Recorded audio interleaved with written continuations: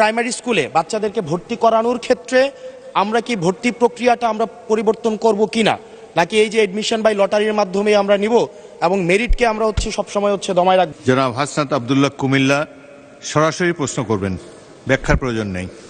আসসালামু আলাইকুম।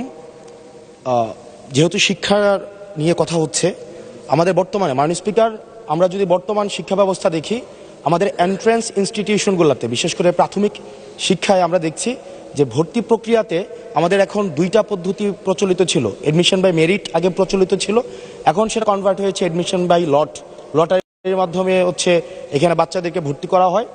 ফলত যেটা হয়েছে, ফিডার ইনস্টিটিউশনগুলোর শিক্ষার মান অনেক কমে গিয়েছে, যার ফলে টারশিয়ারি এডুকেশনে আমরা কোয়ালিটি সম্পন্ন ছাত্র আমরা বিশ্ববিদ্যালয়গুলোতে আমরা পাঠাতে পারি না।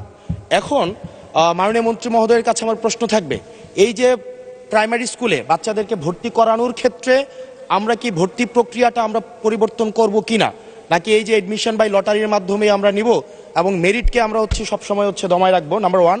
আর নাম্বার টু আমাদের বর্তমান শিক্ষা পদ্ধতিতে আমরা যদি দেখি, আমরা যারা পয়সা দিয়ে কিনতে পারে তারা এখন ইংরেজি মাধ্যমটা কিনছে, যারা পয়সা দিয়ে ইংরেজি মাধ্যম কিনতে পারে না তারাই কেবল আপনি যেই শিক্ষা পদ্ধতি আমাদের জন্য জনজীবনের জন্য আপনি চালু করেছেন সেটা আমরা কিনছি, আর যারা সেটাও কিনতে পারে না তারা মাদ্রাসা শিক্ষা পদ্ধতি কিনছে। আপনার কাছে প্রশ্ন যে আমাদের বর্তমানে একটা দেশে এই তিনটা শিক্ষা পদ্ধতি, যেটা অর্থনৈতিক অবস্থার উপরে নির্ভর করে চলে, এই তিনটা শিক্ষা পদ্ধতি জিয়ে রেখে আপনার কি মনে হয় যে আপনি একটা ইনক্লুসিভ শিক্ষা পদ্ধতি নিয়ে আমাদের দেশটাকে আগায় নিতে পারবেন? ধন্যবাদ।